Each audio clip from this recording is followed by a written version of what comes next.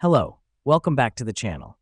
Today, we're diving straight into the world of Asana with a focus on setting portfolio permissions. This is your complete 2025 guide to ensuring your projects are only seen by the right people in your organization. First up, navigate to the portfolio you want to manage. This is where all your projects are housed. It's important to start here because this is the hub where all project-related permissions are set. Now that we're in the portfolio, look for the Share button. It's usually located at the top right of your screen.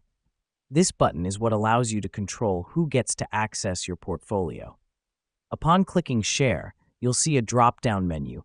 Here's where you get to choose the access level for your teammates. You have three options: Can Edit, Can Comment, or Can View.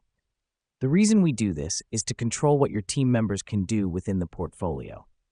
Can Edit gives them full access to make changes. Can Comment allows them to leave feedback but not change anything. And Can View simply lets them see the portfolio without making any modifications. Next up, you'll want to add the people or teams you wish to share the portfolio with.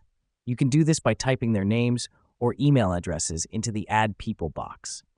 This helps us because it ensures that only the relevant people have access to your portfolio, keeping your project data secure and organized.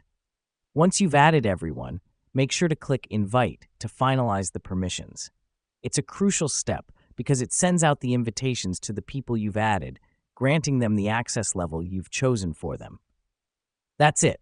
You've successfully set portfolio permissions on Asana. Remember, managing portfolio permissions is crucial in maintaining the integrity of your projects and fostering effective team collaboration. So that's all for today. Keep practicing, and soon, managing portfolio permissions in Asana will be second nature for you. Thanks for tuning in, and we'll see you in the next tutorial.